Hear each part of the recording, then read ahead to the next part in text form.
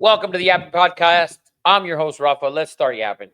So, rivalry weekend has come and gone. College football season is officially in now the playoff mode, the conference championships, etc. And, we had big games this weekend. Arizona State didn't turn out to be a doozy, but Michigan, Ohio State, that was a doozy. All the rivalries, right? And what is up with the planting of the flag, whether in the end zone, at midfield? Like, I find it disrespectful to be honest with you, to do it. Maybe I'm old school. The rivalry is bigger than the players. That dead ass. And you should respect it from the ones before you and the ones that will come after you. Right. And, I know Michigan's dominated Ohio State the last handful of years. But if we look back at the last 20 years, who's the better program? Ohio State. Like Michigan was irrelevant for a lot of the time. Right. Arizona State, Arizona. That one is kind of they kind of, I don't know, they kind of take turns a little bit. Arizona's been better as of late, but Arizona State is obviously superior this year. Texas and Texas A&M, is that even a fucking thing?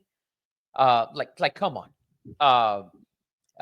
There's those type of deals. I'm not a big plant the flag person. Like, who gives a fuck? You won a game.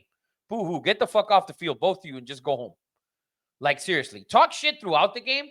No problem with that. But look what happened. We got pepper spray going on. We got guys getting pepper sprayed. All sorts of shit. Like, bro, none of you are that real. All right? Seriously. None of you are that fucking dude. You're that dude because you got a fucking helmet on and shoulder pads. You want to kick each other's ass? Do it outside. That shit is more for the fans. Let them steal a fucking Wolverine statue from Michigan or a fucking whatever. Let that shit outside for the fans. On the field, play the game, get the fuck off the field, go home. You did a great job, Michigan. You won the game. Boo. That's it. Go plant that flag somewhere else. You are fucking 6-7 or 7-5 or whatever the fuck you ended. You're going to play in probably the mayonnaise fucking bowl. And these guys are in the playoffs. Fucking congratulations. You beat them. They're still playing for something more meaningful in 3 weeks or 4 weeks. Whatever it is. They're Rafa, actually playing for something. You ain't playing for shit. Rafa, Just telling you. I don't like this. I don't Go like ahead. this. That's why we're here. That's why we're here. Because this is my issue. We play the games for a reason, and the sport is great for a reason. People love college football for not only what it produces on the field. I mean, my goodness, talk about Georgia Tech in 8 overtimes. I mean, not only what it produces on the field, but the antics and the pageantry that surrounds it. I'm sorry. When you, Ohio State, are 20-point favorites at home in a rivalry in which you have been dominated in for the past 4 years, you don't get to control what Michigan does on your field after they beat your ass. You don't get to control it. Of course you do. No, you do not. This is a new thing. No, you do not. This is a new thing. This didn't happen 20 years ago. It didn't happen 15 years ago. And at the end of the day, realistically looking at this, Ohio State losing, all it does to them is push them back in their spot in the playoff. They're still in the fucking playoff. Like, for Georgia and Georgia Tech, like, if Georgia would have lost that game and they come out next week and beat the shit out of Texas, it was all for naught. It was all for naught. Like, I don't feel, this is my opinion, a lot of people aren't going to agree with it. I don't think you should disrespect the football field or another team, period, on the field. When the game is over, talk your shit online, on Instagram, fucking down the street, have the fans do it. This was not, I'm saying. You don't wait all year to play that rival and wait to go talk shit on social media. You gonna talk your shit right there. That's fine. Don't come and plant that's just, it's just, dude, that didn't happen 15 years ago. It didn't happen 20 years ago. It didn't happen 50 years ago. That shit never happened. That's just now a new thing. This is a new day and age, baby boy. Yeah, but it creates problems. It creates problems. You have police on the field. You're creating problems with a lot of hothead motherfuckers. Okay, it is true. If you ever seen the program, great football film, motherfuckers are hotheads. You're gonna tell me most of these kids aren't on fucking steroids, anyways? They are. Let's be real. Those are hothead motherfuckers. Why create an environment for a hotheaded motherfucker. And there's always somebody badder than you. Like that. Like people, you could be badass and you could be a bad motherfucker. There's always somebody badder than you. That's just it is what it is. And there's always a motherfucker crazier than you. There's just no point in putting yourself in that position. Like Texas and Texas A&M, bro. Like that ain't even a thing. You're going on in midfield. Like what the fuck are you doing? Like get the fuck off the field, bro. You're the number 2 team in the country. Walk your ass off the field. You went out, dominated that game, basically. Texas, get the fuck off the field. Arizona in Arizona, that one is a little bit different because that one's always had hostility for 30 years, right? Like that rivalry, the hostility there, like with the fans and on the field, and Richard Dice for Arizona, who's a friend of mine, flipping the cameras off, like that's different. But Michigan, Ohio State, for the most part, we haven't seen a hostility like this. I think, What? I don't know. They fight every year. I don't remember. They do. So to be very clear, if we go back and you look up best college football fights, Ohio State and Michigan is half of them.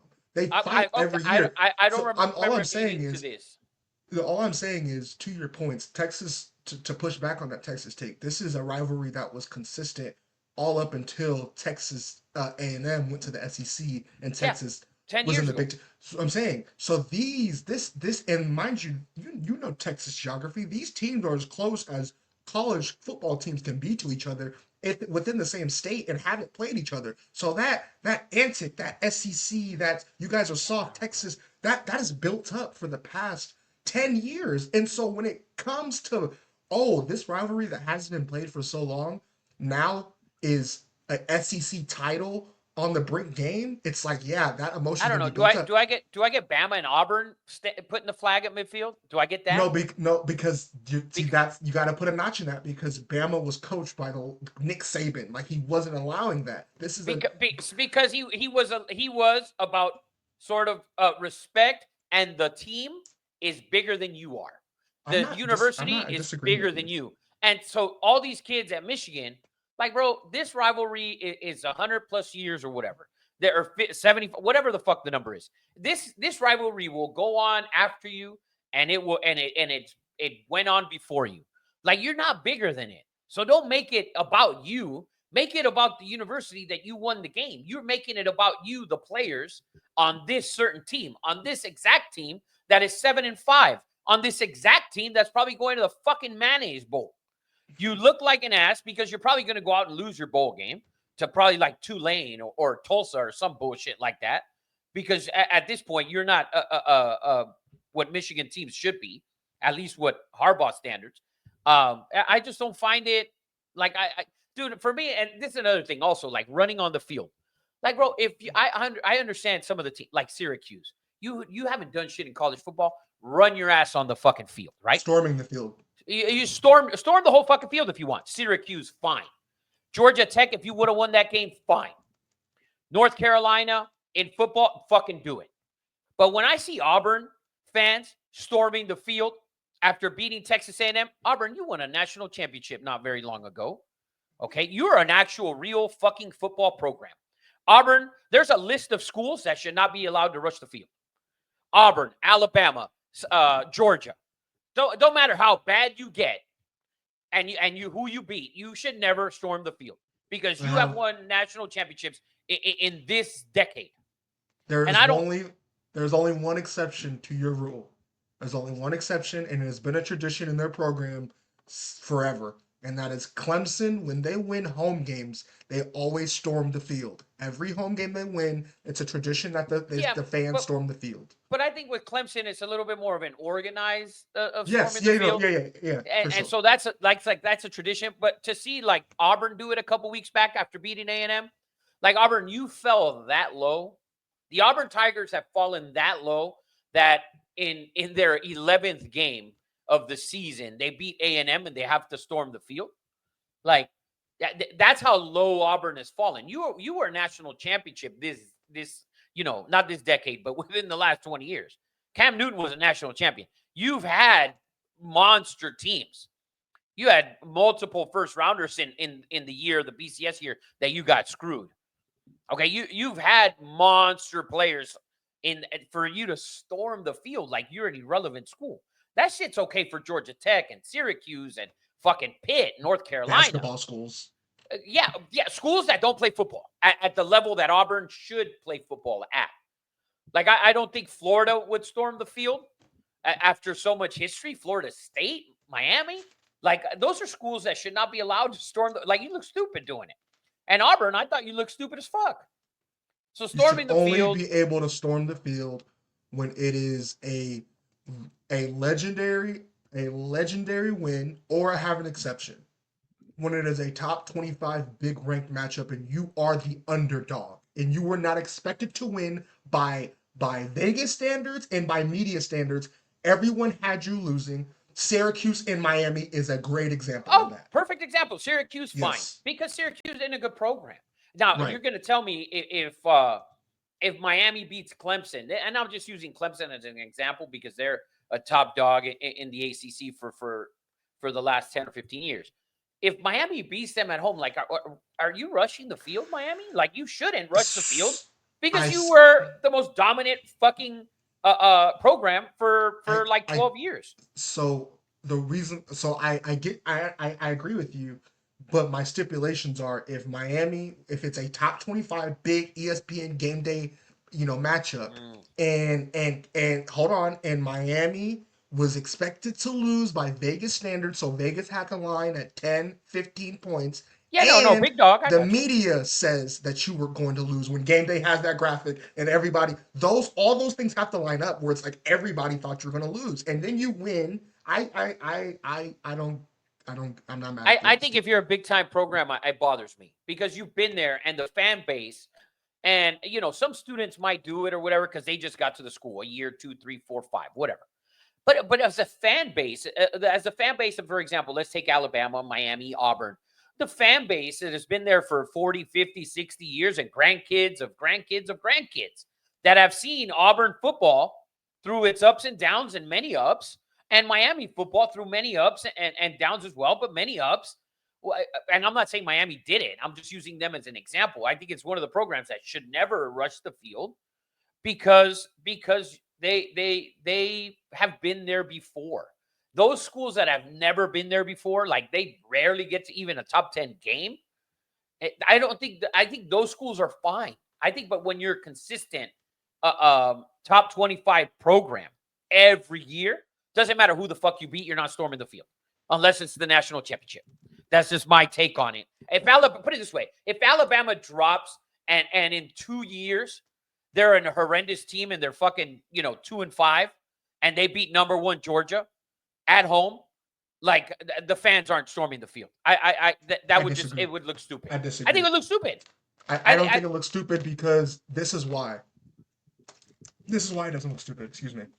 Because similar to Ohio State and Michigan, why if Michigan was home, they stormed the field, is because Alabama is probably one team in the country that has like 4 different rival teams.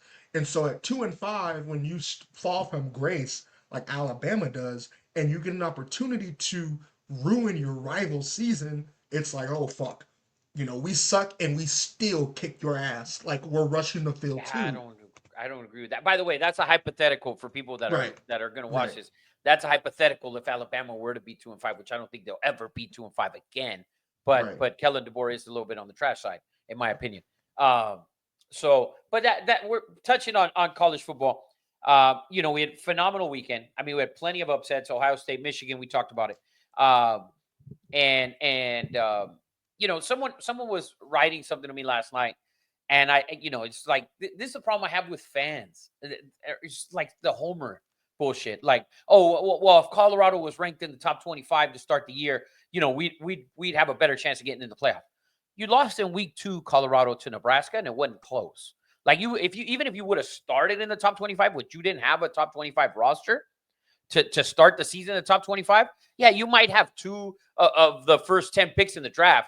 You might have 2 of the 6 best players this season that are going to get to New York. You might have the Heisman, but the rest, you are not top 5 in any category, offense, or you're not top 5 in offense. You're not top 5 in defense in the Big 12, a Big 12 conference that isn't very good, per se.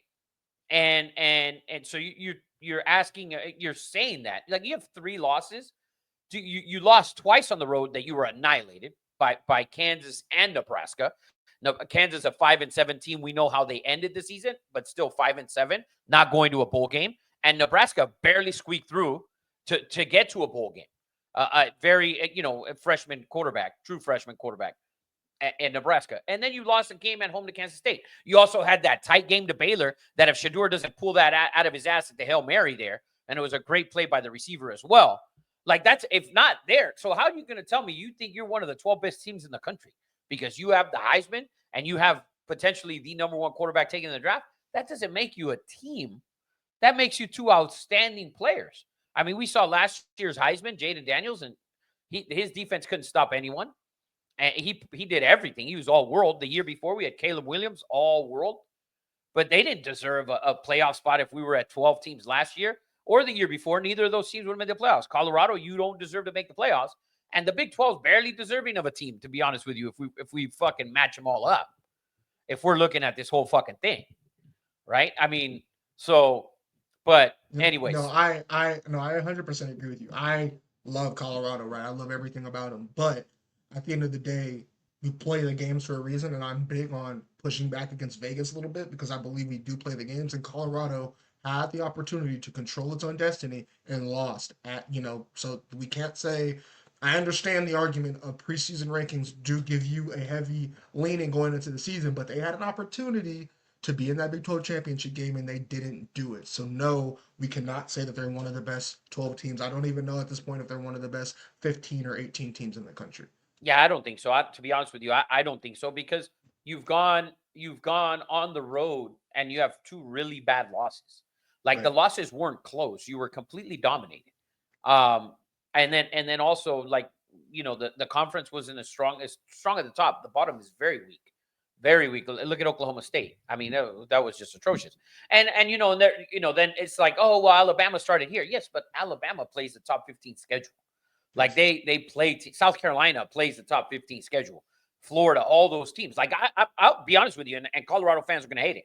You ask me right now, Florida as a team, Florida or Colorado, and I like Florida with what they've done. They overachieved, and they beat good teams, and they played good teams. So, but that's just a hypothetical on Colorado. Let's get to the goodies. I don't even necessarily just hit on that point because I don't necessarily think that's a crazy take because we just saw Colorado get their ass beat by Kansas. So Florida can definitely go in a Boulder and tap that ass. But we got to hit on. We can't just move on without touching on Ryan Day's sorry ass. Oh man, yeah. You know what? He's his big game. I mean, he's so bad, and he can only beat James Franklin, and that's basically it. Like he can't beat anybody else. Like what are we going to see in these playoffs? You have an incredible roster, right? They have 2 receivers that arguably can go in the first round in the next 2 years. Running back, cornerback, defensive line, offensive line. Like you have everything. And the play calling is so bad on offense, and that's Chip Kelly's fault. But in reality, it's Ryan Day's fault for bringing in Chip Kelly. Like you've underperformed on offense in a ridiculous, you had how many turnover on downs, right? 4th and 2s, 4th and 3s. You're going for it. Kick a field goal. At this point, look at your numbers to get to the end of the season. Like the game against Indiana, you get the ball down there, you turn it over on downs, right? Then you had an interception, and then you turn it over on downs again. This is a weekly occurrence where you're turning the ball over on downs. Kick a field goal, take the points. You obviously aren't that good on 4th down. But for you to, drive the field, get 50, 60, 70 yards on a drive, and then come up with 0 points, it's getting old for Ohio State. Ryan Day losing these big games, it's getting old. It's getting old. When do you move on? When do they move on? And he's always there. He's in the playoffs. I'm going to ask you, what does it take this season for them not to fire him? Nick Saban. The only reason they would fire him is for Nick Saban. There's 2 people that can get Ryan Day fired this year, and that's Nick Saban and Urban Meyer. That's it. There's nobody else that's going to come in where it's like, all right, we're going to fire Ryan Day. Because there's nobody else out there that you would take. Who are you looking at right now that you would take, that you can poke away from? There's really nobody. If Nick Saban got up and said, fuck it, I'm going to go to Ohio State and win some titles in the Big Ten because I'm fucking bored. He's not, because he's not at that age and he really likes the South. I don't think he likes the cold like that. So I don't think he would. But I don't know if you can fire Ryan Day because he's consistently in the playoffs, or he's there, right? He's knocking on the door. Last year, if we would have gone to 12 teams, he'd be in the fucking playoff every year he's coached. Right. That's just what it is. I'm going to throw some names at you that are coaches that are currently sitting at top teams that possibly can be snagged away because of the markets of those teams. And it's only a few. It's like one or two players or one or two coaches. Marcus Freeman. No, to go to Ohio State? To go to Ohio State. No, I don't think so. I think he's fine at Notre Dame. I believe he was at Ohio State before this. If I'm not mistaken. I think he was one of the... He was one of the assistant coaches. Yeah, he was one of the assistant coaches. I don't think so, because at Notre Dame, he's done well, and he's going to be in the playoff. But we'll see how that goes. Notre Dame's going to match any amount of money, especially if he gets a win in the playoffs. Correct. At least one. Those counts. So, and I know Ohio State, you're going to be able to recruit a lot more. Mm-hmm. You're going to have, that's what I'm saying. You got to think about these coaches. That's a possibility, but that's one. You're probably right. Yeah. You can probably fire, right? But he's also underachieved at Notre Dame. He's having this year. Right, but you could say he's underachieving at Notre Dame because it's the cold, the academic standards. The weather's going to be the same in Columbus, basically. But the academic standards, that could be something. But we've seen him kind of underachieve, sort of, because we see them in the top 10, and then at the end of the season, they're 18, 19, 20. Now this year they had the blunder against Southern Illinois, and now they've pretty much rolled through their schedule, like literally rolled through that bitch. I know it was a lot of bad teams. It was Army, Navy, who were undefeated at that time. Yeah. Two ranked teams, Army, Navy, but everybody, they got Purdue and it wasn't a jam-packed schedule, right? So that one's a little tough. A little tough. You're probably not going to like this, but Kirk Snedding. No, I don't like it at all. I don't like it at all, because I the problem I have with Indiana. Like, Indiana's there for because the SEC had a bad week. I guarantee if Alabama and Ole Miss don't lose those two games, Indiana's on the outside looking in. They really should be. I don't believe that is a team that next year will do, and next year let's put some teams on that schedule. And I don't know what their schedule is, and if you want to pull it up, but guess what? If they have Penn State, if they have Oregon, if they have Ohio State, that you can book that shit for 3 losses. That's just what it is. But we'll see what they do in the playoffs. Listen, you beating the shit out of garbage teams, and I gave you the records last week on the 2 nobodies against the opponents' records are bad. They in 12 games. They faced 4 bowl teams in 12 games. So you've done a good job. Yes, you did a good job against a bunch of garbage ass teams. Like that. I'm sorry. That's just what it is. I think him going to a place like Ohio State or Michigan will be something way over his head. Like I told you guys at the beginning of this season with Kellen DeBoer in Alabama, way over his head. You have a quarterback that was a Heisman hopeful, okay, a first-round hopeful, and you literally, he's gotten worse. And it could be some on him, but he wasn't having some of these issues last year. This man went out and won the SEC, went and beat Georgia in the SEC title game, a game he was underdog. And he went out and won. And then this year he vanishes. This is Indiana's schedule for next season.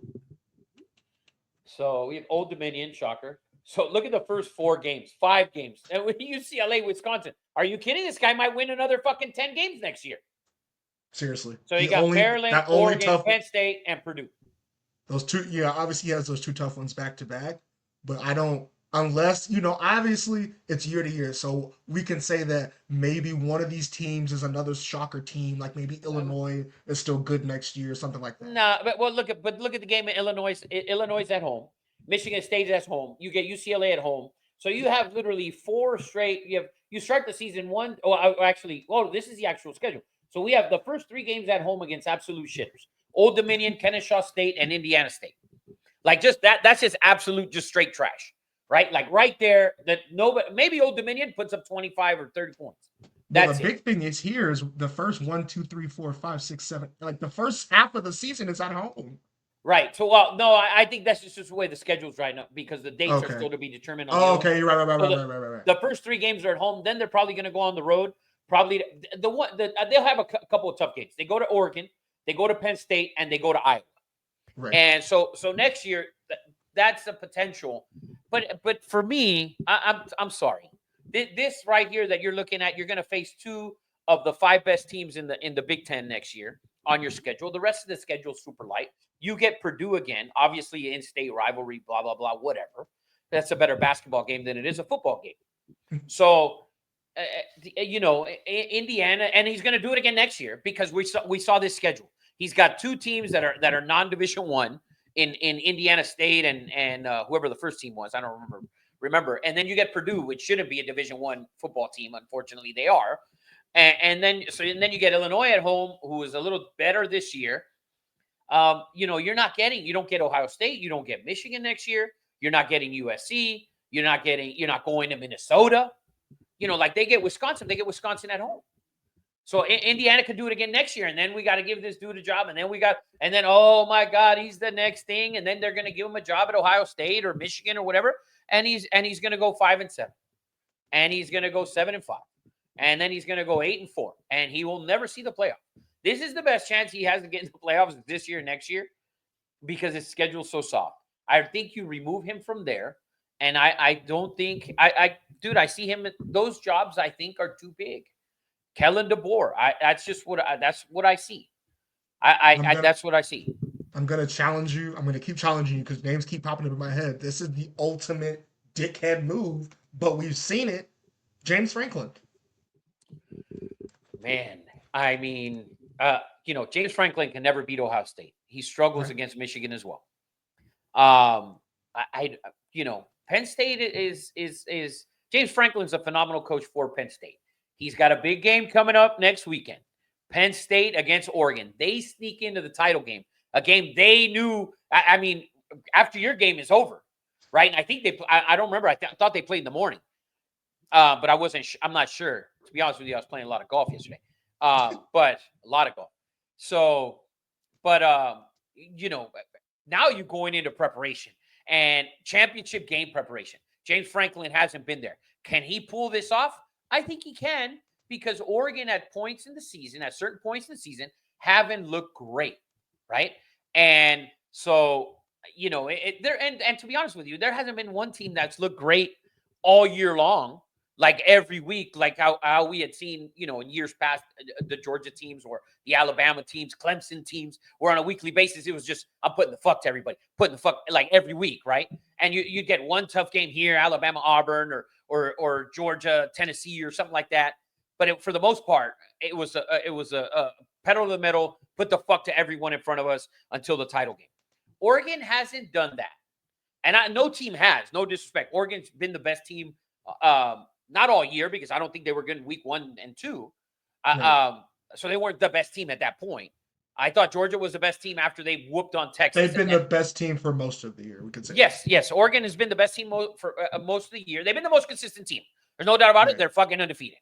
Can they be beat? Yes. Can James Franklin beat them?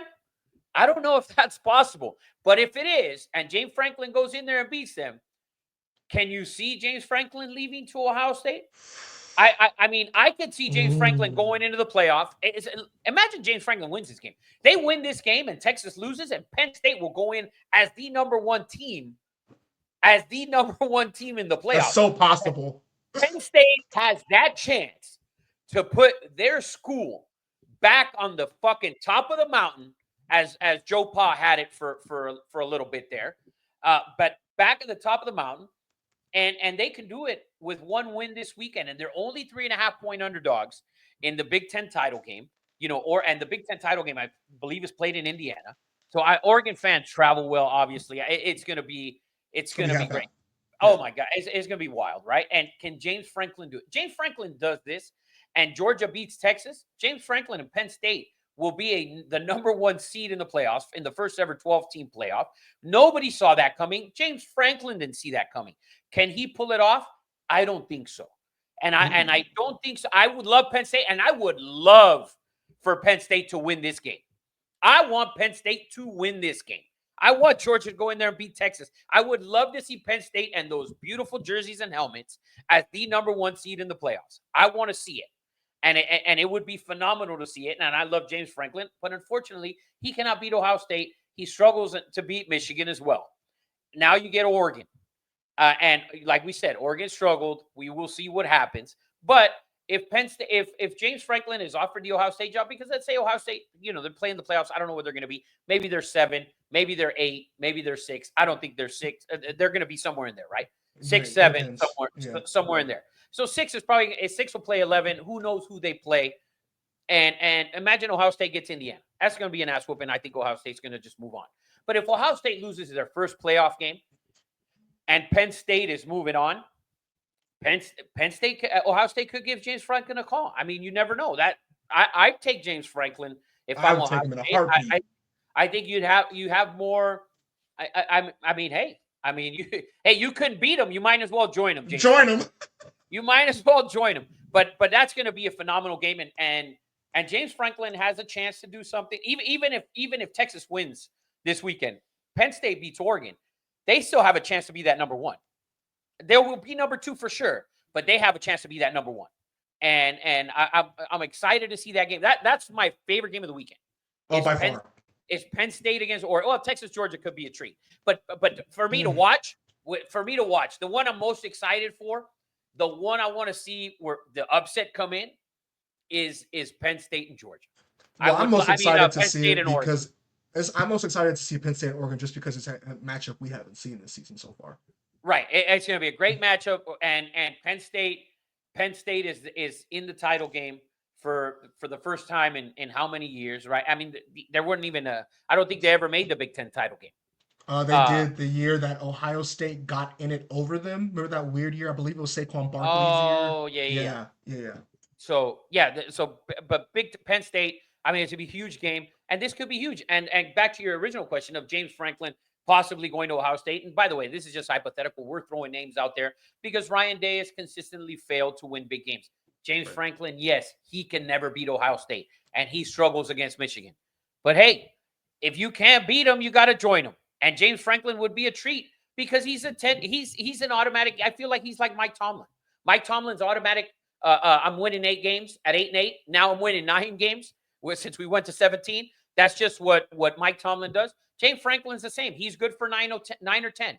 Give him now the resources that Ohio State has. Maybe he's an 11-1. He's a 12-0 coach. We don't know. We know that Ryan Day is not a playoff winning head coach. We know that. We know he doesn't. He doesn't. That's not in his repertoire. That's not it. He's not that. Ryan Day has consistently shown you that he cannot win big games. He's now lost 3 or 4 in a row to Michigan. And this year, you're a 20-point favorite. 19.5 when the game kicked off. And you, my friend, you put up 10 points? You put up 0 points in the second half?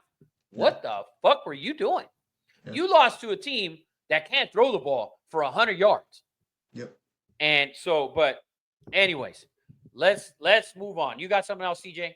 Yeah, you got some comments on Lamar Jackson that you have some quarrels with him like that. Man, listen, I've been saying it for weeks. And I say it week in and week out. It's like a broken record. And I'd love for all the guys, and there's a ton of people out there, and I want CJ to clip this so you guys see it on Instagram, on TikTok, on YouTube, on everything.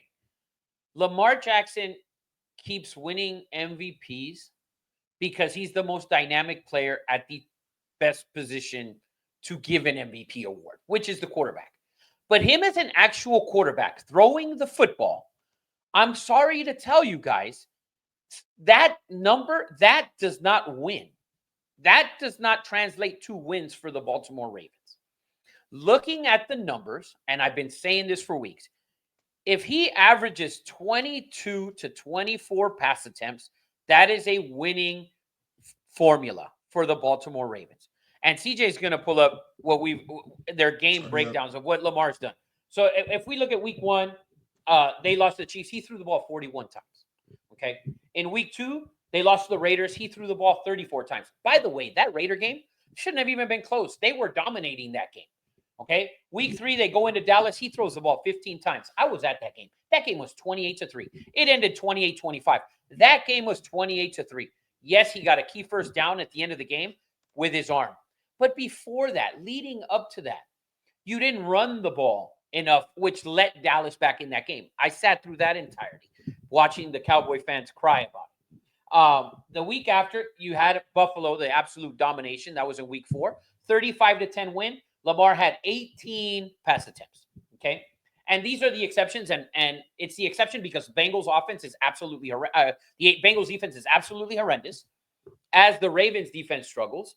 Okay, but the Bengals defense is absolutely trash, and Lamar had 42 pass attempts in that game, and they won. The week after the Washington game, he threw 26 times, and he was 20 of 26. He threw 26 times. They won that game. The week after that, Tampa, 22 pass attempts, won that game, 41-31. The week after, 38 pass attempts. You lost the game to Baltimore. To Cleveland.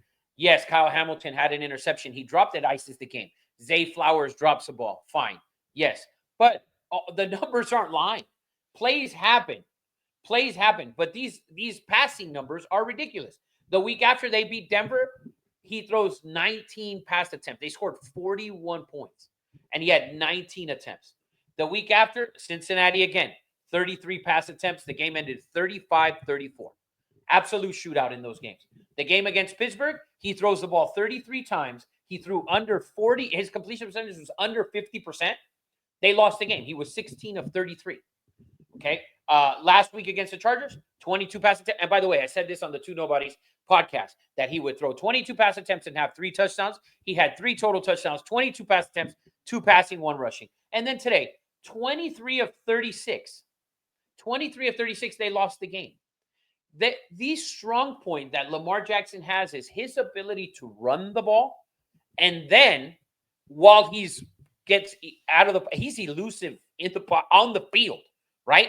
His ability to run around back there, get outside the pocket and make throws is great. He's phenomenal at that shit. But him dropping back, throwing the ball, it's not a winning formula. Him throwing the ball 26 plus times a game does not translate to Ravens wins, and you're seeing it this season. You saw it in the game against the Chiefs, a game that was completely tight, and you didn't have the ability to run the ball. You couldn't run the ball. Why not? Well, you didn't have Derrick Henry. Now you have fucking Derrick Henry.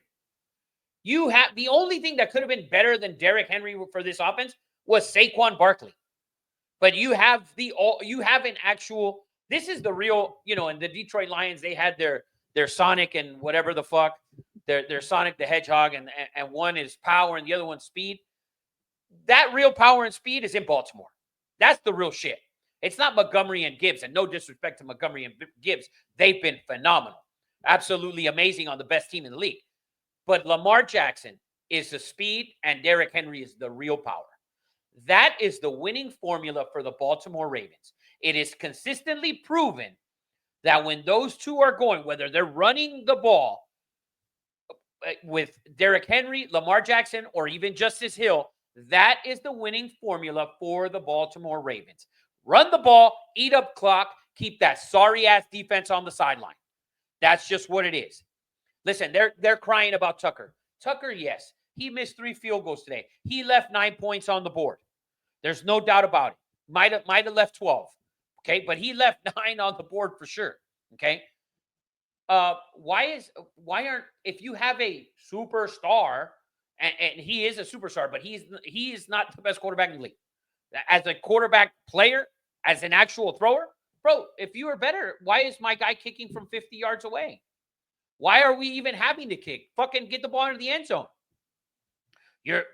Come on, Lamar. Be more. It's not even Lamar's fault because he's doing what they're asking him to do. The Ravens need to realize you cannot pass the ball more than you're running the ball. The numbers say otherwise. The Bengals were the exception. That defense is trash. And the game against Washington, and he threw 26 pass attempts. Everything before that has been 22, 21, 15, 18, 19. That's the winning recipe for the Baltimore Ravens. Run the ball with Lamar, Henry, Justice Hill, fucking give the ball to Mark Andrews in a fucking fullback dive. Whatever. And the idiots that watch this, Mark Andrews is not a fullback. Yes, we know. He's a tight end. But you're not going to give it to fucking Ricard for 3 yards. You might give it to him for half a yard. Okay? It's an example. But the winning recipe for the Ravens is for Lamar Jackson to throw 22 to 24 pass attempts max, Derrick Henry to rush the ball 15 to 18, Lamar to rush it 7 to 10, Justice Hill to run it 5 to 8. That is the winning recipe that you've seen over and over and over and over again. Why do you go away from that? You started the drive when you're down, I think it was 20 to 14 or 19, whatever the score was, 21-12 or yeah, it was 21-12. You start the drive, you hand it to Henry for 10. You give it back to him on first down. He loses a yard. Now all of a sudden we're passing the ball. And what happens? Incomplete. Or you had a completion for 3 yards. And then you went incomplete. That is not a winning recipe for the Baltimore Ravens. There's a reason that Lamar has 2 MVPs, yet he has 0 Super Bowl appearances. Why do you think that is? The team you had the roster you built with the Baltimore Ravens is one of the best rosters in the league, if not the best. And people will question it a lot of different teams. The Niners have completely been hurt. The Chiefs don't even have receivers. But the Eagles, they have a great roster as well. But this team should be the best team in the league, or one of the 3. And you have, I believe, it's now 5 losses, right, CJ? They have 4 or 5. 1, 2. They have 5. So now you have 5 losses. You're like 3 games behind the Steelers. You're 3 games behind the Steelers. Luckily for you that the Bengals defense is absolute fucking garbage. In a season where you bring in Derrick Henry, who's second in the NFL in rushing, okay, something that you haven't had since Lamar's been there is a consistent running back. And now you have a guy he's just an absolute monster after so many years in the league, and he's still a beast. And he's breaking out shit every so often for 65 and 70 at that size with the elusiveness of Lamar there in the backfield as well. What are you missing? What do you not see that we see? The Baltimore Ravens need to either fire the fucking offensive coordinator or fire the fucking offensive coordinator. That is it. The Baltimore Ravens have nowhere else to look but the offensive coordinator. It just is. Stop blaming Justin Tucker. That guy's he's the game against the Bengals, he had to hit a 56-yarder for you to even get that game to overtime. So stop discrediting Justin Tucker, who's been there forever and has been probably one of the best kickers we've seen over the last 20 years. Okay? So, you know what? If you want to blame the kicker, that's fine. Don't take a look in the mirror, offensive coordinator. Okay? Take a look in the mirror, Lamar Jackson. I'm sorry. You are dynamic. You are not the MVP. Okay? I said it last week, and I've said it for weeks. He's not the MVP. He's the most dynamic, the most elusive, the funnest player to watch in the NFL. But I don't want to see him throwing the ball. I want to see him run it. I want to see him roll out. I want to see a fake quarterback draw to hitting a wide receiver wide open in the end zone, a Mark Andrews, Zay Flowers, who might drop it. That's what I want to see. That's what I want to see after you've rushing the ball, after you've fed Derrick Henry. So Baltimore Ravens take a deep look and a deep dive, because 7-5 now, getting to the end of the year. Okay, there's a lot of teams. I mean, it's tough. It's tough, and for a Ravens fan, you have to be upset at this point. Like, if you're not seeing this, you have to realize this. Like, fans can't be this blind to not realize this. I don't get it. I don't get it, and every week I think they're going to change, and they give me what they gave me last week against the Chargers. I was going to say in San Diego, might as well be. but he throws 22 pass attempts. He accounts for 3 touchdowns. They win the game easily. Chargers scored a late touchdown to put it within a score, but reality, the game was over. The game in Dallas, the game was 28-3, 15 pass attempts. The game against the Bills, 35-10. What did he throw the ball? 19 times? 18 times, whatever it was. And it was 35-10. You had another one, 41-10. I think it was against Denver. What did he throw the ball? 16, 17, 18 times. That's where you need to be. Look at the domination. Look at what it is. You have to, if you put it on his arm, I'm sorry. Lamar Jackson is not a put it on my arm quarterback, whether you want to believe it or not. Lamar Jackson ain't it. Joe Burrow, put that shit on my arm. Patrick Mahomes, Josh Allen, put that shit on my arm. Lamar Jackson, he's not a put it on my arm shit. I got to do it with my feet, and I can sprinkle my arm in. Josh Allen, feet, arm, the whole fucking 9. Mahomes, the same thing. Burrow, Herbert, Jalen Hurts. Jalen Hurts can do it with both. Jalen Hurts throwing a very nice long ball as well. Since you mentioned his name, I always like to throw in the petition. If you haven't clicked on the Two Nobodies description, click below. We're live on Wednesdays, Tuesdays and Wednesdays now. But Mount Wowo needs to get its second head because Josh Allen has just been a fucking monster. Every time I watch him. Yeah, I mean, dude, listen. And I said it on the Two Nobodies. I said at the beginning of the year, Buffalo and the Ravens were my 2 AFC Super Bowl picks. Right? We picked 2. I did also pick the Niners in the NFC, and I think fucking Dallas. So that went to shit. But in the AFC, and I love Josh Allen, and Josh Allen right now is the MVP. Like Lamar shouldn't even be in the talk. I mean, I'm sorry. 7-5. He was 7-4 before the week started. Like he shouldn't be in the talk. The talk for MVP should be Josh Allen and Jared Goff. That is it. You want to sprinkle Saquon in there? Fine. We know a running back's not getting it. Give him the offensive player of the year. He'll be happy with that. Okay. So Josh Allen, absolutely. Yeah. And what CJ's referring to, the Two Nobodies podcast, check us out live on Tuesdays and Wednesdays. But Eddie Money makes a statement where Josh Allen will never make the playoffs again. He's out there with that one. I mean, that was a ridiculous take, but it is in our promo. But Josh Allen has been phenomenal. But those are the type of quarterbacks, CJ, that when you look at them, they can do it with their arm. He can do it with his arm, but he also does a lot with his feet. And he's not as elusive, as dynamic as Lamar is. And I always say, to me, Lamar is the funnest player to watch in the NFL. I believe he's the funnest, the most entertaining to watch. But if I have to watch him throw the ball 30 plus times a game, I can't do it because I know the outcome is not a winning outcome. And the numbers have proven that. You are 3-5 in games where you've thrown the ball over 26 times. And if we take that to over 27 times, you're 2-5. You're 2-5. So, I mean, it's not a winning formula for the Baltimore Ravens. It's just not. And I don't understand how all these great minds in the NFL, according to all these fucking people, and we see them week in and week out. We had terrible clock management by Mark Eberflus, who he deserved to get fired. You had terrible clock management today in the Jets game. 3 timeout. I don't know what the fuck was going on there. Before halftime, you had like 36 seconds and 2 timeout, or you were at the 36-yard line with like 31 seconds, and you had 2 timeouts, and you just took a knee.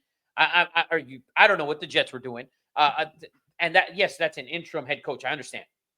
But it's all of those things that these great minds, and these great minds don't seem to understand that Lamar Jackson is not a winning recipe when he's throwing the ball 27 times a game or more.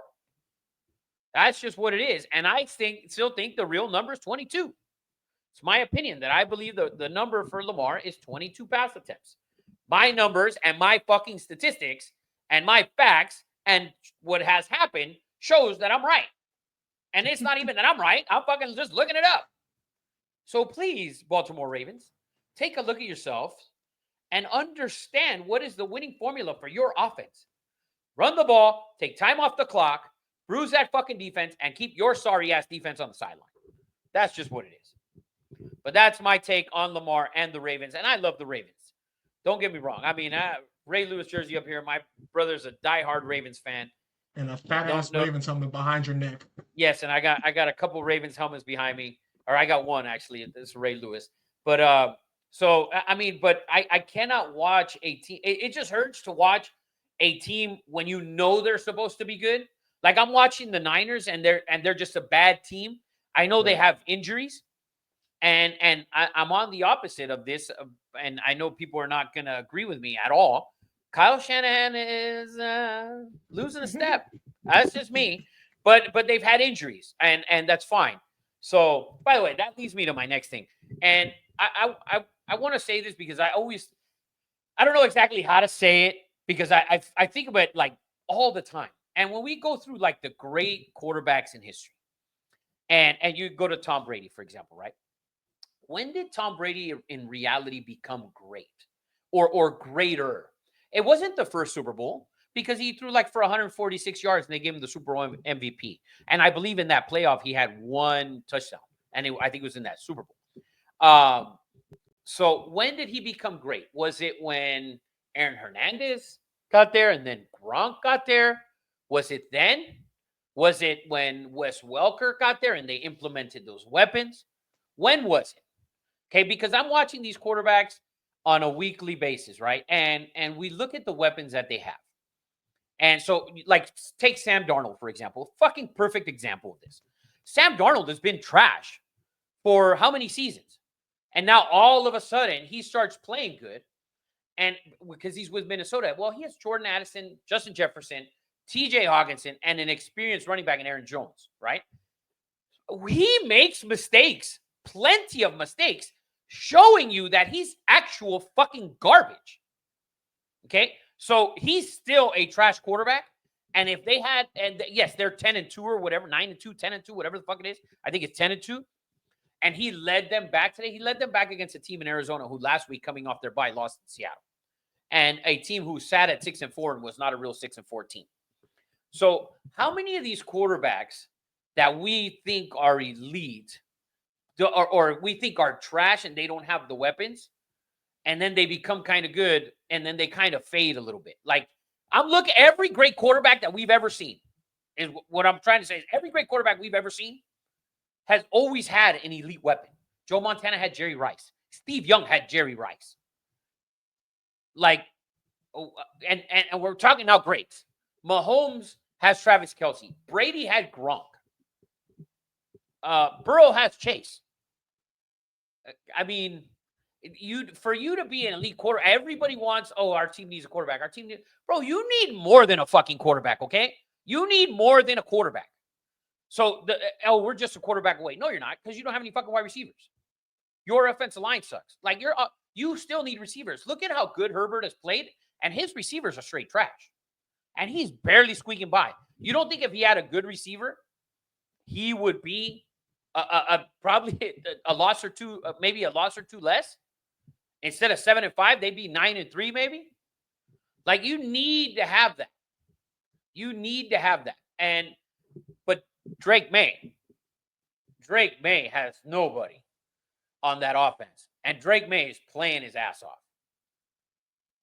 And Bo Nix probably has nobody on that offense, and he's playing his ass off. So, I mean, I don't know, CJ. Do you think the quarterbacks need to have an elite receiver, or does the quarterback make those receivers elite? So there's I always say this and when ask questions like this, there's levels to this shit, right? Because there's one man who sits alone at the top, and this is why I consider him the greatest of all time. Because I watch him with no receivers get them the ball in the most miraculous ways in the most consistent versions of of that offense. But I also see quarterbacks with no receivers who are considered great, quote unquote, who don't do that. And that's most quarterbacks, actually, who, if they don't have receivers, don't do it. It's the hardest position, I think, of any sport to play. And I think that you need help. At the end of the day, you need help. You need weapons if you are to be successful playing what is, I think, the hardest position of any sport to play. So to answer your question, yes, because if you're not Patrick Mahomes, you're not going to do it. But to your Tom Brady point, yeah, like Tom Brady had a lot of help. You got to talk about those defenses he also had as well. Well, I see. And listen, I'm not. I don't want to discredit Tom Brady at all because, in my opinion, he had one. He had a season of Randy Moss that they should have won the Super Bowl and they didn't. But after that, for the most part, Tom Brady's receivers weren't very good. He had Gronk, right? Don't take away nothing from Tampa. Tampa, when he got to Tampa, that core, that roster was completely stacked, both sides of the ball. Like Right. both sides. Mike Evans is probably the second best receiver he's ever played with, because he played with Randy Moss. But Mike Evans is the best receiver he's ever won with. Right. And he also had Gronk. So, and I believe Gronk is Gronk and Kelsey. I think those qualify as good enough to be an elite receiver. It not in their own right. So I think Gronk and Kelsey are Jerry Rice to Mahomes and Brady. So I don't want to discredit Brady or Montana or any of those guys. Mahomes is great, yes, but he has Travis Kelsey this year. He's hit other tight ends, Gray, Watson, all those fucking turds, right? But I believe that some of these teams, when they're sitting there, we need a quarterback.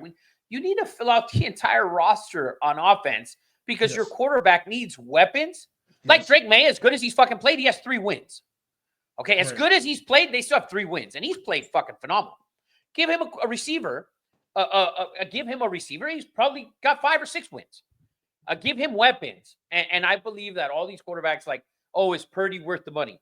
Well, if Purdy's worth the money, if his roster is going to be decent, and Right. I'm not saying, his roster needs to be everybody's roster. All these elite quarterbacks, with the exception of Patrick Mahomes right now and Josh Allen, their rosters need to be pretty fucking good. I mean, look at Detroit's roster: St. Brown, Williams, or Williamson, it's Williams or Williamson, the kid from Alabama, and Gibbs and Montgomery and Laporta. Like, they have fucking players on that offense to help Jared Goff. Okay, and so, but Seattle, Geno Smith, 2 fucking phenomenal receivers. Has Geno Smith looked that great? No, Right. he's looked like Sam Darnold. Although Right. Sam Darnold's won 10 games, his fucking defense is really fucking good. Because Sam Darnold could have easily lost you the game today. If they would have done any of that crap against a halfway decent roster, they would have lost. So I still believe all those people out there who think their team just needs a quarterback, you need a roster. And this brings me to the Raiders, who I believe are in a perfect spot to draft. They're going to draft a quarterback, obviously. And I think their quarterback, just like the Giants have Neighbors, and I believe the Raiders with Bowers. I think those are the perfect pieces for you to get a rookie quarterback and piece them together for a long time to have success. Okay. Drake May is kind of in a fucked up situation, to be honest with you, because it's just him. Bo Nix, his team has overperformed because the defense played great. He needs a receiver now or a tight end. And I'm talking a tight end, Brock Bowers, Travis Kelsey. Yes, I threw it up there. Dalton Kincaid, Sam Laporta, that type. A receiver or a tight end. So a lot, we always kind of tend to discredit these quarterbacks because, they suck and blah, blah. Dude, sometimes they don't have the weapons. Sam Darnold, he's having the weapons. They won 10 games. Watch Sam Darnold play football. He's not that good. He's one of those that the weapons are way better than he is, and they're making him look good. He makes way too many mistakes in the red zone. Sam Darnold is the type that if you pay his ass, trust me, one of those receivers goes down, your team is going to be shit because he is not that good. He's not. Drake May, he's proven that he can fucking get up and down the field with nobody, with fucking garbage. Bo Nix, he's proven to win with nobody on offense. Sam Darnold, he's winning, but he ain't playing good.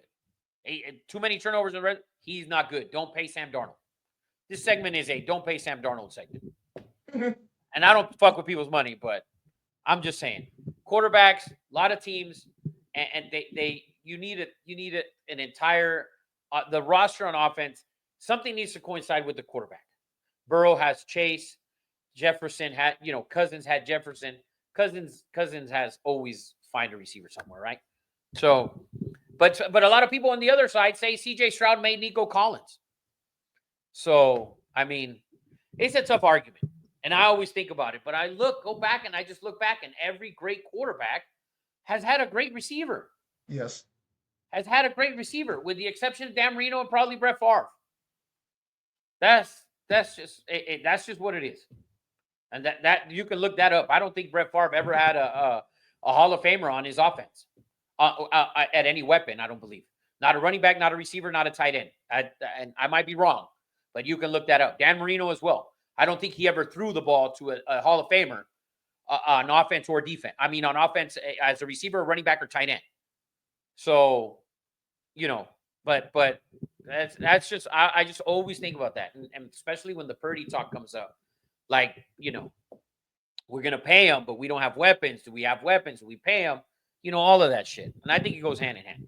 And by the way, the Dallas Cowboys, talk about having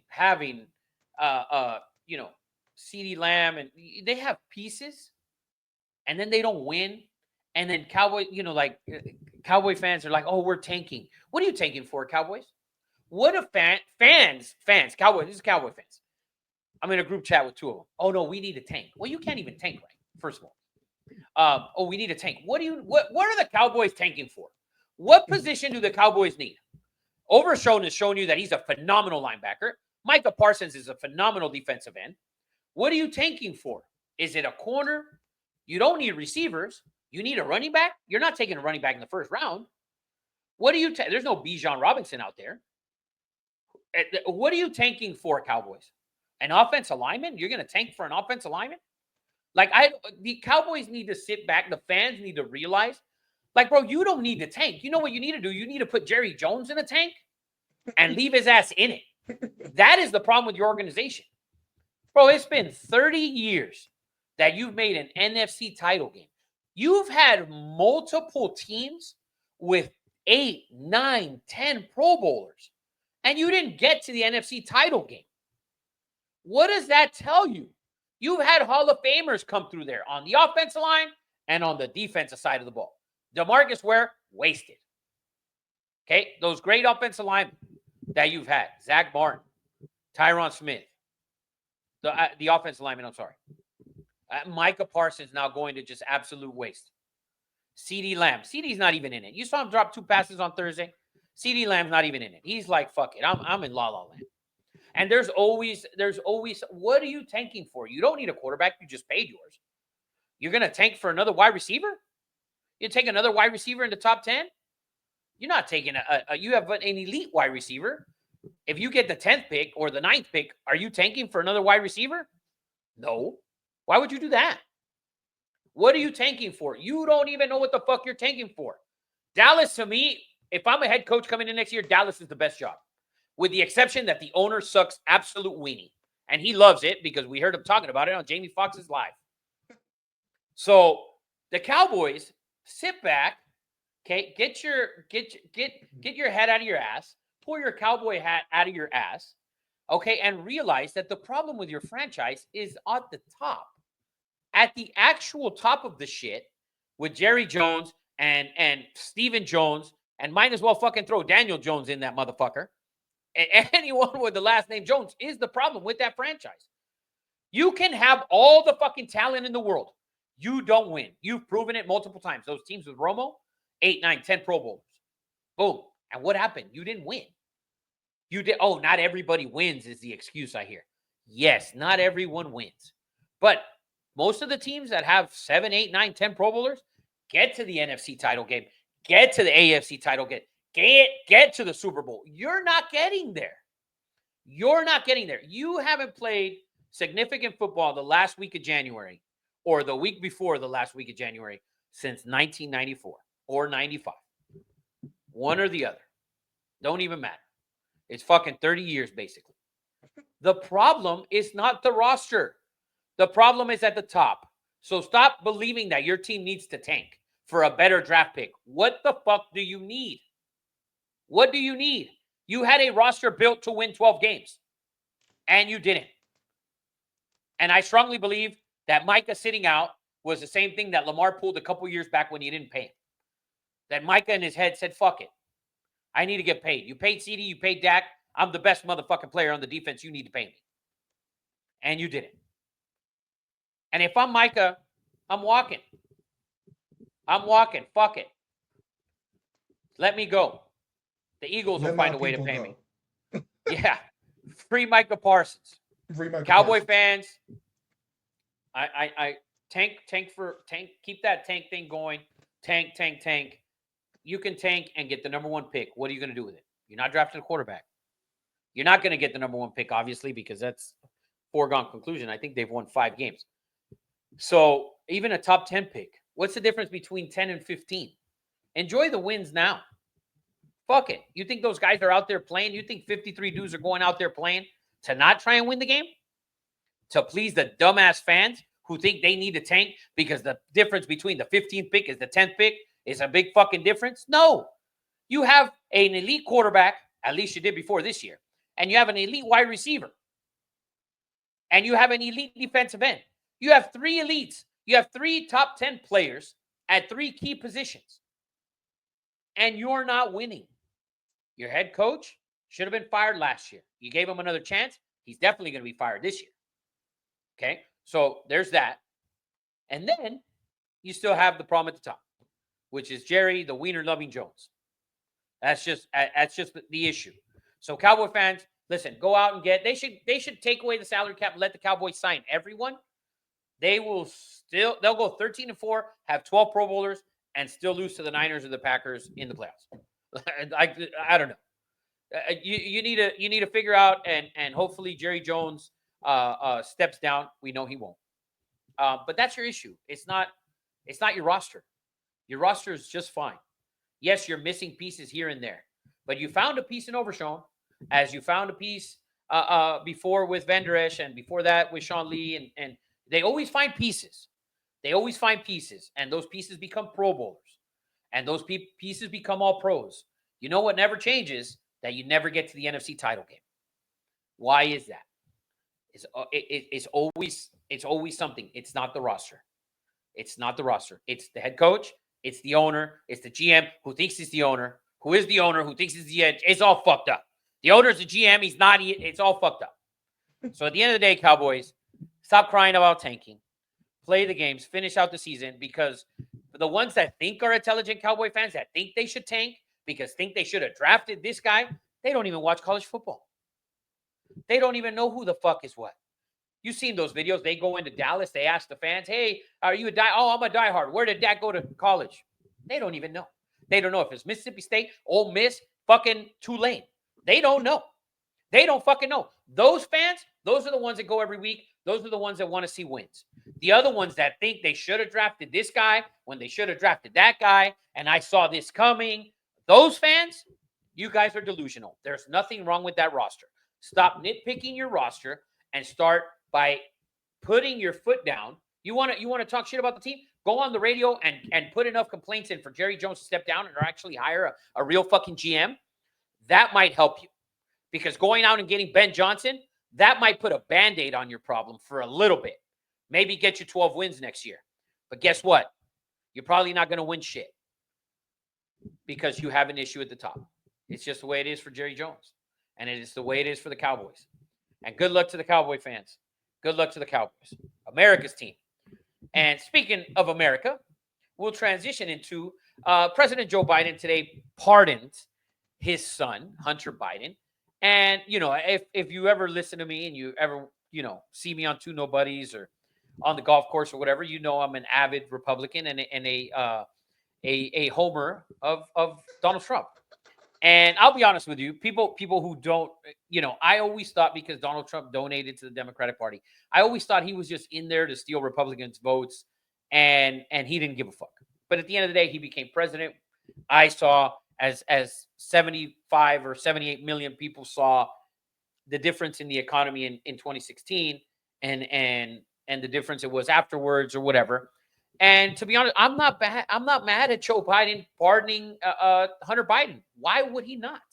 Right. It's his son. You know, if you're a Republican and you're going out there and you're insane, you're blowing up your fucking head because he pardoned his son. Are you kidding? Get over it. Get over it. Anyone, listen, Donald Trump, if he's got a friend locked up right now, trust me, January 21st, that motherfucker's getting pardoned. It's just it's common sense. We are a common sense party.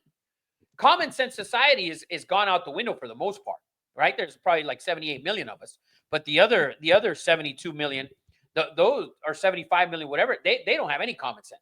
Common sense Republicans tell you that Joe Biden pardoning his son was going to happen. Oh, he said he wasn't going to do it. He wasn't going to get involved. He's not stupid. That's his own child. Everyone here would do it, no matter what. He didn't kill anyone. Okay, he didn't kill anyone. He hid some laptops. He did some crack. Maybe he took some money from the Chinese. Didn't pay taxes.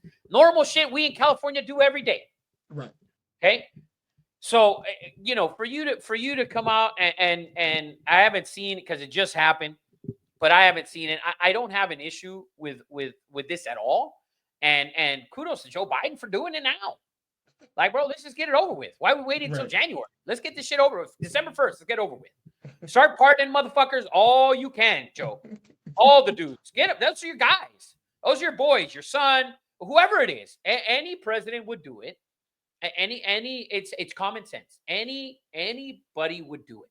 If they walked into your house right now, for a lot of people here in Southern California, they walked into your house right now and said, hey, you can pardon anyone that you know who's in prison. And some of the households may have 15 or 20 in prison. You know what I'm saying? Some of the Southern USC fans, Wow. Yeah. Oh, I did it. I'm always going to talk shit about the NC community. Some Raider fans say, oh, yeah, get the homie Clowney out. Like, listen, everybody's doing it. It just is what it is. So, it's stupid. I haven't seen any comments yet, but I have a feeling they're going to come out. And a lot of the Republican, if you're a Republican influencer, and there's a lot of them out there, please don't do this. Don't go out and talk shit to Joe Biden, because I believe it's stupid, and we all would have done the same thing. Donald Trump would have done it. I would have done it. You would have done it. Everyone on this planet would do it, unless you actually hated your own child, or he fucking killed 15 people, or 5 people, or 2 fucking people. Okay, you probably gonna pardon them 99.9%. 100%. That's just it is what it is. So I don't have a problem with it. CJ, I don't think you have a problem with it. Not at all. So I mean, it's just what we expected. I expected it. I expected it real quick. I thought it was gonna happen fucking 3 weeks ago. Every president has done it. Yeah, you have the pardon power, and you pardon it. And why would you not pardon your son? Like, I don't even, this shouldn't even be a topic, and I hope I don't see it. I hope I don't see it on Fox or on fucking on anything. I don't want to see it. I saw a couple of things pop up on my Instagram where they were just reporting that he had. I haven't read any articles yet. I really hope. I really hope. Go over and crawl to Twitter. It's already going off, dude. But it's stupid, guys, and we pride ourselves on being the party of common sense. This is one of the most motherfucking common sense shit there is. I mean, men and women, boys and girls, and then there's only 2 genders, and then that Biden was definitely going to pardon Hunter, and Trump would do the same for fucking Donald Jr., for Barron, for whoever. It's common sense. So please don't. My thing is we have, what we got to do as a party is for sure look forward. Like, we can't keep talking about Joe Biden and Kamala and everything. That we don't give a fuck. We won. We beat the shit out of them. Let's move the fuck on and restore our place back to where it's supposed to be. I'm tired of hearing about them already. Well, you know what? You know what the thing is, CJ? I think that the thing is that there's how much news, like the right, the Fox News and the I don't know what other. I only watch Fox News here and there, right? And I usually go to bed to it. I used to go to bed to the Gilmore Girls, but now I go to bed to Fox News. I don't give a fuck. Gilmore Girls are a great show. I've never actually sat and watched it, but I sit and watch it. You get what I'm saying? I more like sleep and watch it, but I've seen it. I think it's a phenomenal show. Shout out to the Gilmore Girls, still going strong on my Netflix, and my daughters love it. My wife loves it. I like it. I used to go to bed to it as soothing ladies. Move the fuck on. I'm just letting you know, man, so you can clip it. Give me some Gilmore Girl love, baby. But Fox News, and they always bringing it up, and they're playing the same shit that CNN does, and Yes. the same shit that MSNBC does. Like, they can't get over the fact of Trump winning, whether it's this election cycle or the one before, like it's 2017 all over again. Fox is doing the same shit with Biden and Kamala. Like, you beat them already. You beat them to a drum. Like, it's a wrap, Jack. Right. And listen, I know that they're the current administration still, Right. which Yeah. is the thing why they are criticizing them, Yes. and which is fine. It's granted. But let's not bring election talk into it. Like, the shit's done. Like, yes, we know that Kamala blew $20 billion or whatever the fuck it was. We know that. Like, we know she would have fucked. She could, and she ended up negative in money, which is Yes. fine. Let's more start moving forward, and building the party, and trying to get some of these people, and mostly women of a younger age, Yes. Yes. that and the 18 to 24, the 18 to 26, the group of women that don't have kids, and go to school, and study arts of congeniality, the bullshit like that. Try and pull those women somehow. Try and get them to pull those, and have those women understand that they haven't lost their rights. So explain that, and focus on that in the news, as far as letting them know, listen, if you live in wherever you live, your state is going to make your laws for abortion. Okay? Like that, have them understand that. Once they understand that, then it's like, then we can move on to the next thing. And then they can realize, like, okay, that was bullshit. But until we get that clear, like, you should be building, the Republican Party should be building for 2028. Yes. Like, that's what they should be doing. And Yes. that's what they should focus on doing. And you should focus on pulling 85 million towards your side. Because if Trump's able to do what we believe he's going to do, and what he's and what he said to do, Right. if we then there shouldn't be an issue on why we can't have 80 or 81 million people Yes. voting for the Republicans. On the lower side.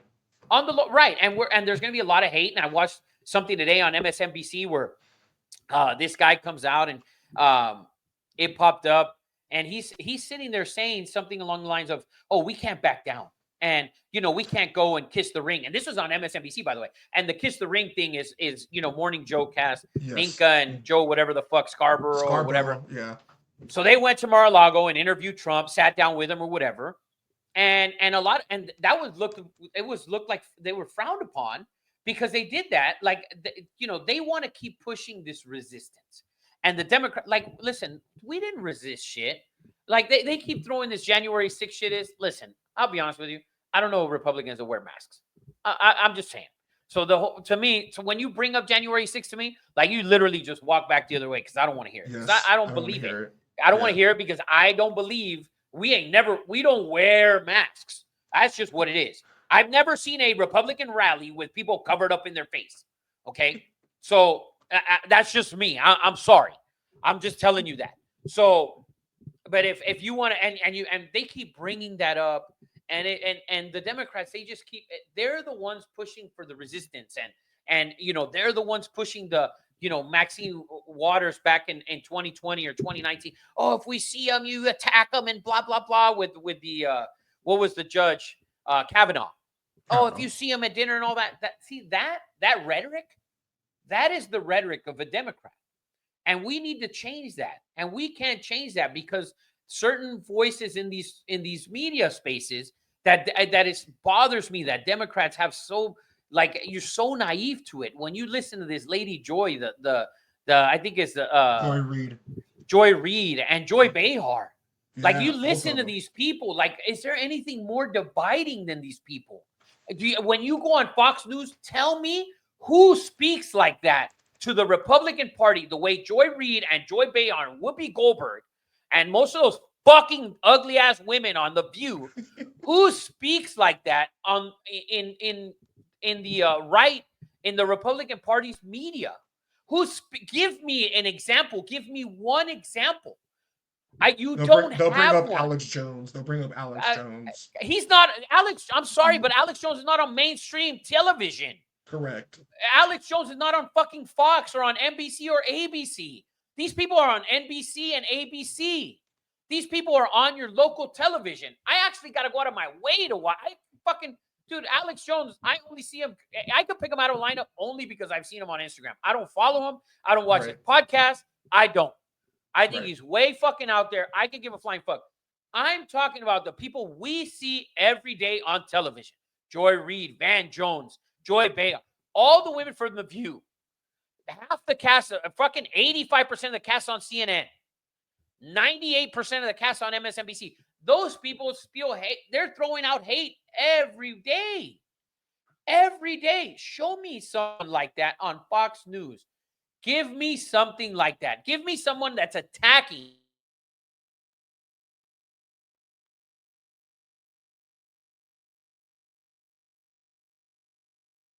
And that's what still feeding you like Biden talk as far as this, that, and Kamala talk.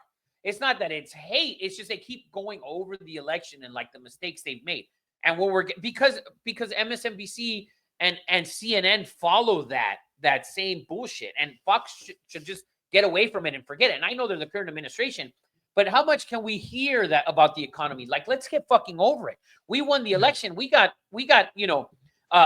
55 days or so, or whatever it is, 51 days to get over that. And that's it, and it's done with. We don't need to keep talking about it for 51 days. We're going to hear for the next, 51 days and another 365, so about 416 days of Trump hate, Republican hate. We need to fight back. We're going to hear all of that from MSNBC and from NBC. Fox News, there's the reason you're the number one news network. You are the number one news network. Focus on being number one. Focus on people understanding what are Trump's real issues going forward, and put that out there so the people that are in the middle, or even the people that are far left, you can bring them towards the middle a little bit. And the ones that are in the middle, you can pull them over to the right. Okay, let's show the strong points. Don't show the left's bad points. We've already seen them. We know them already. Focus on what's the new agenda going forward. MSNBC and CNN are not going to do that. They are not. All they're there to do, and it's the only thing that gets them ratings, is to bash Trump. That is it. Bash Trump, bash the cabinet picks, bash all of that. That's what they're going to do for 416 days. That's their objective. That's how they build. This guy came out on MSNBC and said, we're going to double down. The Democratic Party should double down. Double down on what? Trump grew in every state. His numbers grew in every county. He didn't lose percentage points in any county. He didn't underperform. He overperformed 2020. Stop doubling down, Democrats. Stop doubling down. And Republicans, be better at getting our agenda out. Be better at getting out our plan. Go out there, get out the plan, make sure that people understand it. And when you hear MSNBC or some politician trash it, make sure that you remind them of exactly what it is. And the Republicans did a terrible job of that during the election, during the campaign of them, and they still won. But I thought they did a terrible job of, Biden's jobs numbers grew. They only grew because you guys made the companies close. The Democrat states made the companies close. So of course the job numbers went down because those companies were closed, or they were on working 10-hour days instead of a 24-hour fucking facility. That's why those jobs lost. And then those jobs gained in 2021 and 2022 because those factories and those companies opened back up. We didn't focus on that, Republicans. So we did a bad job. It's just that the economy was so bad and the immigration problem was so bad that people were like, fuck it, we can't keep doing this. But you cannot afford to lose again. You cannot afford to lose in 2028. 2028, you need to start working on it right now. And you need, in my opinion, you need to focus. Fox News needs to focus on getting Donald Trump, people to realize what his agenda is. Yes. When CNN bashes it and makes you think that it's about taking women's rights when we know it's not, he could give a flying fuck about it. And I don't know if you know, but he has a daughter and a granddaughter. And a lot of the people that work in his companies are women. Okay? Let them bash him all they want. His taxes, that he's broke, whatever it is that they want to do. When he donates his check to this, make a whole fucking ordeal about it. Put it on Instagram, on TikTok. Trump just signed his check over, his paycheck for this quarter, this week, this month, whatever the fuck it is, to the Forestry Service. Make that known. remind people. When he brings in HBCU and gives them a fuck ton of money like he did last time, remind people of that. Remind people that he's not a racist. He only became a racist in 2016. He wasn't a racist sitting with Muhammad Ali and Rosa Parks. He wasn't a racist then. He was a racist when he ran for Republican. Fox News, stop focusing on the election that just passed. It is over. Focus on addressing the lies that the other mainstream media addresses and fix them. Make them right. Focus on making them right. So people understand the in-betweeners, the husbands that vote for Trump and the women that vote for Harris.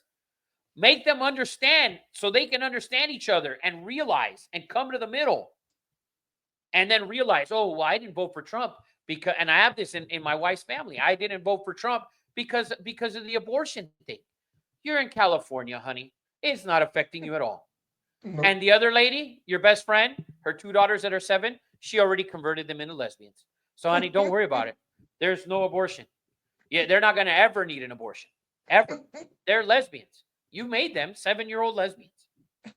Okay?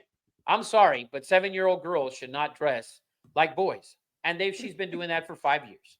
I know her. I met her twice. I don't talk to her because of that.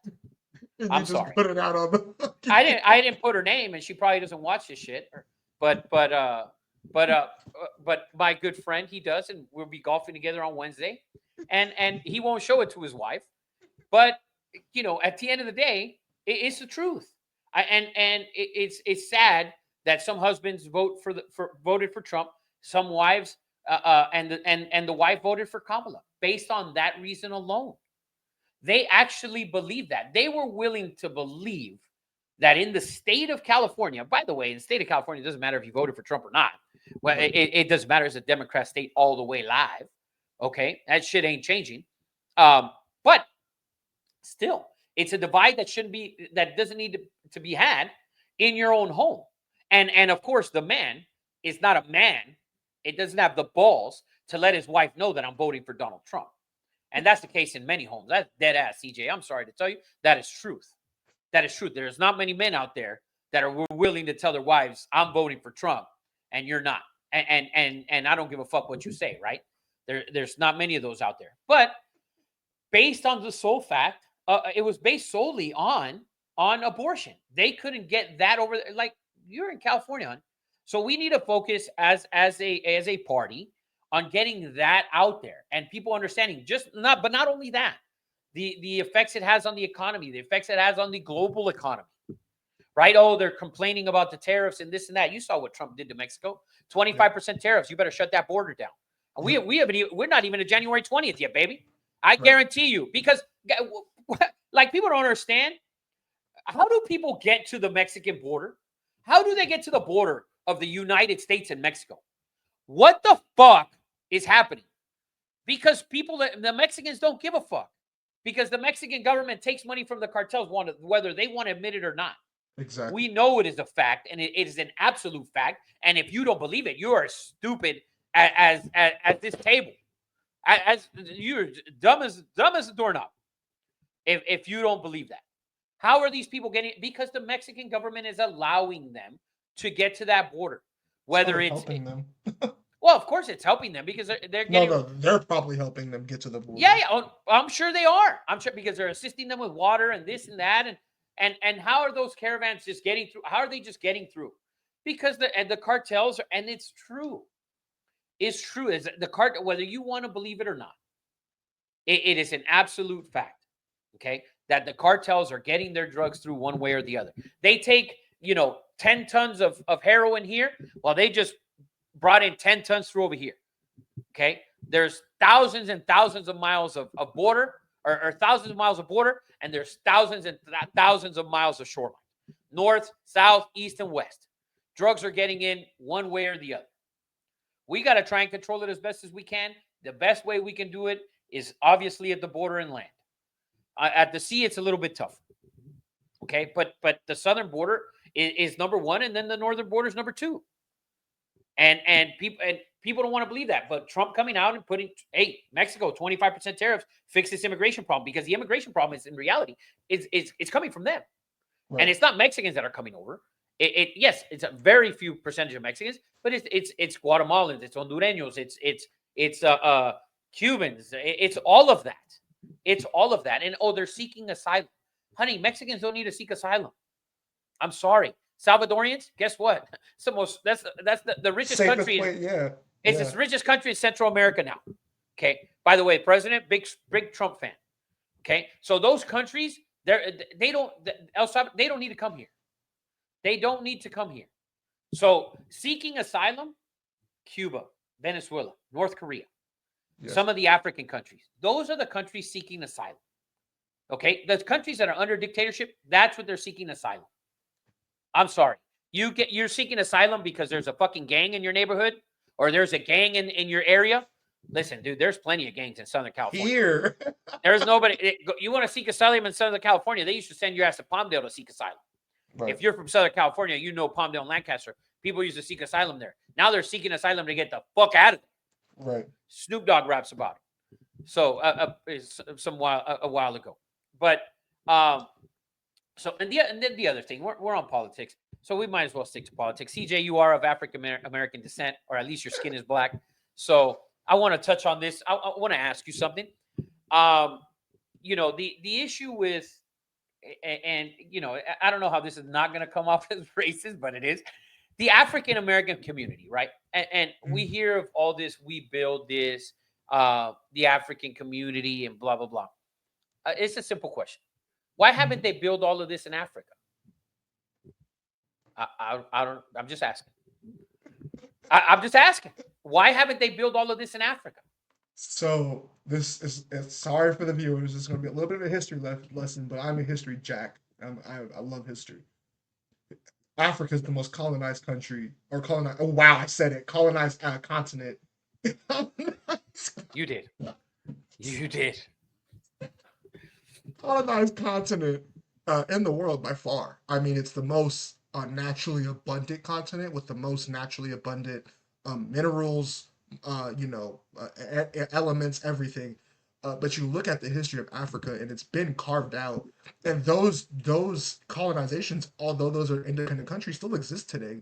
The Chinese Communist Party still invests so many monies into Northern Africa. So you're looking at the cobalt mines and the copper mines and all of these places where, if you look at the bottom, if you grab your iPhone, if you go to the bottom of that food chain, those are the African cobalt mines and the African copper mines. These people that have been extorted, and this is where I am a little bit more liberal in my beliefs, is that Africa has been extorted for centuries, and the reason that you cannot rebuild it is because when you historically go down the line and you take those riches and those oils and those minerals from those countries, you're leaving them literally with nothing. You came there, you took their people, you enslaved them, you extracted all of the natural resources from the countries and from the continent, and then you left. So for centuries and centuries and centuries, there's been no reconstruction, as there was reconstruction in Europe after World War I and World War II, as there was reconstruction or was attempts at reconstruction in the Middle East.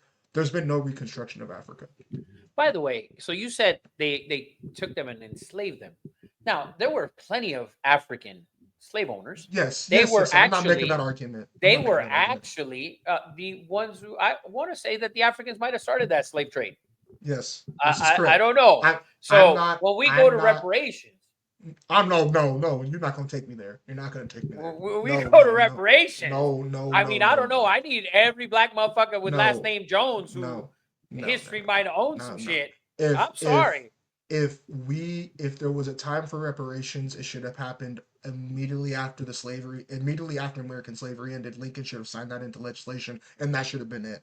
But there are too many African Americans in America who may have been African slave owners themselves. Like we can go into that argument. So we can't. The reparations thing, I'm not.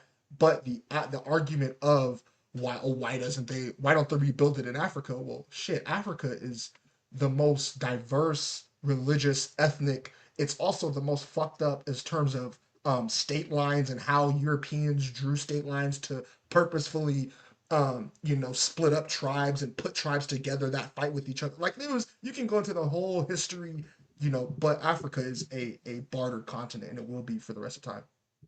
I'd love to hear that. I just wanted to get your opinion on it. That's all. I just wanted to throw that shit out there for you. I would love to So hear this. I just wanted to throw it out there for you. Just throw out the fishing line and see if you bite on the hook. See if you pull that hook. So I got something out of you.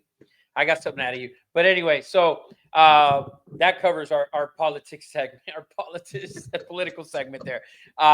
So we got a couple Kutt Bets coming for you for next weekend. We got all the conference championships next weekend. We got the American Conference, we got the Big 12, we got the Big 10, the SEC, the ACC,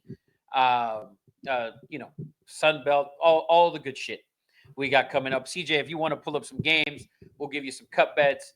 Download the app, KUTT, promo code Yappin, 10% bonus on your first deposit. Check it out. You can bet with your friends. You can bet with other people. They've done many upgrades, so they adjust. They put halftime lines and all sorts of stuff out there, and it's legal in every state, I believe. It's legal in California. So North Carolina, South Carolina, Texas, it's legal everywhere that people live. So there might be 4 people who live in Alaska. I don't know if that's so. We have let's start at the top. Let's start at the top. So we're skipping Miami of Ohio. We're doing all that crap. UNLV and Boise. So UNLV and Boise, interesting game. I don't like Boise, and I like the quarterback at Boise. Genti's a good running back. I'm not going to say phenomenal because I've seen him struggle. He doesn't remind me of a Heisman Trophy running back. I'm sorry. People are going to say I'm a hater or whatever. I am, because he plays in the Mountain West. He plays against terrible teams. He plays against terrible athletes. Yes, he played against Oregon in week 2. And I hate when people keep saying that, because that was the week right after Oregon barely beat Idaho. They needed a late touchdown to make it a 10-point game. But Boise struggled in a lot of spots this year. They play another game against UNLV and I'm glad that Colorado State lost, because I think Colorado State would have gotten the doors blown off of them. I'm cheering for UNLV in this game. I'm not betting it on Kutt, but I just wanted to address it. I'm cheering for UNLV. I'd love to see UNLV win this game, just for the fact that it'll knock Boise out of the playoff, and maybe it gets Army or Tulane in. And I doubt Tulane because they lost this week, but maybe Army will be the 5th-ranked conference winner if they win their game and Boise loses. And then Tulane and Army. So this is the game. I'm going to put this on Kutt. It's Friday night, 8 p.m. Eastern. I will be taking the Army Scarlet Knights +4 on Friday night. I think Army has a better quarterback. I think Army can win this game. Army deserves this game, and they need it. And they have Navy next week. The Army Navy game, the great game that we see at the end of every college football season. It would be a treat for them to go into that game as the conference champion and possibly a playoff spot. And how what would those guys feel like taking the field against their rival in Navy, and just knowing, hey, we're possibly in the playoff. And I'm not saying it because they would need a Boise loss, obviously, and it's still a long shot. But how great would that be to see them going in there? And I think that game is I don't know if it's at Yankee Stadium this year or whatever, but it would be great for Army to get there. So I'm going to take Army +4 against Tulane this week on Kutt.